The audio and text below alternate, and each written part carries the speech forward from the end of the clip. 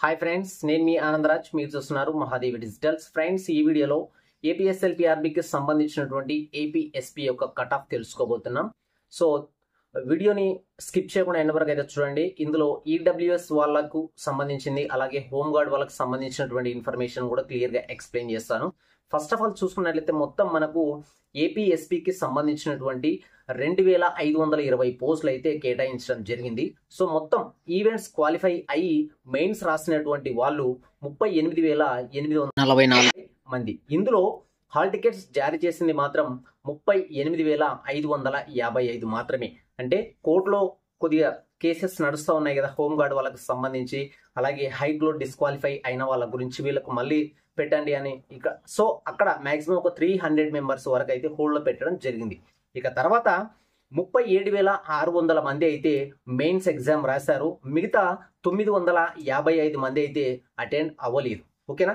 ఇక్కడ ఏపీఎస్పిని ఎలా మనకు రిక్రూట్మెంట్ జరుగుతుందంటే, మీకు వచ్చినటువంటి గ్రౌండ్ మార్క్స్ ప్లస్ మెయిన్స్లో వచ్చినటువంటి ఈ మార్క్స్, అంటే మెయిన్స్లో వచ్చినటువంటి సపోజ్ మీకు మెయిన్స్లో ఒక 120 మార్క్స్ వచ్చాయనుకోండి, దాంట్లో బై 2 చేసే 60, ఇక్కడ వచ్చినటువంటి గ్రౌండ్ మార్క్స్ వీటిని కలుపుకొని వచ్చేటువంటి టోటల్ మార్క్స్ ని ఏపీఎస్పికి కన్సిడర్ చేస్తారు. ఓకేనా, ఇది మీ అందరికి తెలుసు. తర్వాత ఫ్రెండ్స్, ఇప్పుడు 3 ఈవెంట్స్ లో క్వాలిఫై అయిన వాళ్ళు యాక్చువల్గా 16,000 నుంచి ఒక 18,000 వరకు మ్యాక్సిమం ఉన్నట్టు మనకు ఒక సోషల్ మీడియా ద్వారా తెలిసినటువంటి ఇన్ఫర్మేషన్. అలాగే ఈవెంట్స్ లో మెరిట్ సాధించినటువంటి వాళ్ళు ఒక 6,000 నుంచి 7,000 మంది. యాక్చువల్గా మెయిన్స్ లో ఎక్కువ స్కోర్ వచ్చిన వాళ్ళు సివిల్కి వెళ్ళిపోతారు కాబట్టి మనకు ఏపీఎస్పి అనేది కట్ ఆఫ్ తగ్గిపోయేటువంటి అవకాశం ఉంది. ఓకేనా. కాబట్టి ఎవరైతే ఒక 100+ స్కోర్ ఉన్నారు అనుకో, 100% వాళ్ళైతే ఏపీఎస్పిని హోప్స్ పెట్టుకోవచ్చు. ఏదో ఒక బెటాలియన్లో కంపల్సరీ వచ్చేస్తుంది ఒక 100+ ఉంటే మాత్రం.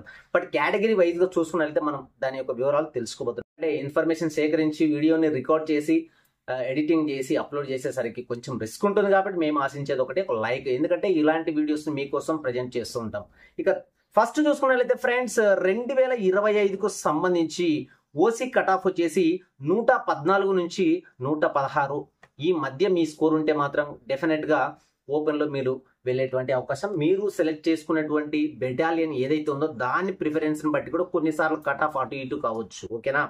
ఇక తర్వాత ఇందులో ఎన్సీసీ వాళ్ళకు వచ్చేసి 117 నుంచి 119, హోమ్ గార్డ్ వాళ్ళకు వచ్చేసి 80 నుంచి 82 స్కోర్ ఉంటే మాత్రం ఏపీఎస్పి. అలాగే ఎక్స్ సర్వీస్ మెన్ వాళ్ళకు వచ్చేసి 83 నుంచి 86, అలాగే ఈడబ్ల్యూఎస్ వాళ్ళకు వచ్చేసి 107 నుంచి 110 ఈ స్కోర్ కనుక మీరు రీచ్ అయితే డెఫినెట్గా మీకు ఛాన్స్ వచ్చేటువంటి అవకాశం.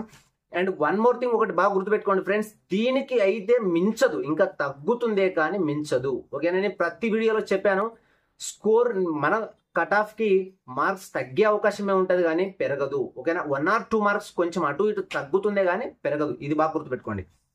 ఇక తర్వాత బీసీఏ వచ్చేసి 112 నుంచి 114, అలాగే ఇందులో బీసీలో హోమ్ గార్డ్ వాళ్ళకి వచ్చేసి 73 నుంచి 75 వస్తే సార్. ఓకేనా. ఇక తర్వాత బీసీబీ వచ్చేసి 109 నుంచి 111, అలాగే హోమ్ గార్డ్ వాళ్ళకి వచ్చేసి 77 నుంచి 80 మార్కులే. ఓకేనా. ఇక తర్వాత వచ్చేసి బీసీసీ, ఇందులో 88 నుంచి 90 మార్కులు వస్తే కూడా సార్ బీసీలో. ఓకేనా, బీసీసీ. ఇక అలాగే బీసీడీ వచ్చేసి ఇది కొంచెం కొద్దిగా కాంపిటీషన్ ఉన్నటువంటిది, 112 నుంచి 114, అలాగే హోమ్ గార్డ్ వచ్చేసి 69 నుంచి 71. ఇక తర్వాత బీసీఈ వచ్చేసి 105 నుంచి 107. ఇక తర్వాత ఎస్సీ వాళ్ళకు వచ్చేసి 103 నుంచి 106, అలాగే హోమ్ గార్డు ఎస్సీ వాళ్ళకు వచ్చేసి 76 నుంచి 78 మార్కులు వచ్చినట్లయితే. ఇక తర్వాత ఎస్టీ వాళ్ళకు వచ్చేసి 101 నుంచి 103, అలాగే హోమ్ గార్డు వాళ్ళకు వచ్చేసి 72 నుంచి 75. ఇలా మీకు ఈ స్కోర్ వచ్చినట్లయితే డెఫినెట్గా మీరు సక్సెస్ అవుతారనేటువంటి నా యొక్క ఉద్దేశం. ఫ్రెండ్స్, ఇది ఏపీఎస్పికి సంబంధించినటువంటి క్లియర్ కట్ ఇన్ఫర్మేషన్. సో నాకు సంబంధించి నేను పెట్టినటువంటి మన ఛానల్లో పోస్ట్ పెట్టాను కదా, దాన్ని బేస్ చేసుకొని ప్రీవియస్గా ఉన్నటువంటి అనాలిసిస్ని బేస్ చేసుకొని ఇక ప్రజెంట్గా ఉన్నటువంటి కాంపిటీషన్, క్వశ్చన్ పేపర్ డెప్త్, పోస్టుల యొక్క వివరాలను సేకరించి కొద్దిగా సోషల్ మీడియా ద్వారా వస్తున్నటువంటి ఇన్ఫర్మేషన్ కలెక్ట్ చేసి మీకు ఒక బ్రీఫ్గా ఇన్ఫర్మేషన్ ఇవ్వాలి, ఇలా ఉంటుంది అనేటువంటి ఒక ఉద్దేశంతో చెప్పాను. ఇది అఫీషియల్ కాదు, జస్ట్ మీకు ఒక అవగాహన కోసం మాత్రమే. ఓకేనా. Have a nice day friends. Next వీడియోలో మళ్ళీ కలుద్దాం.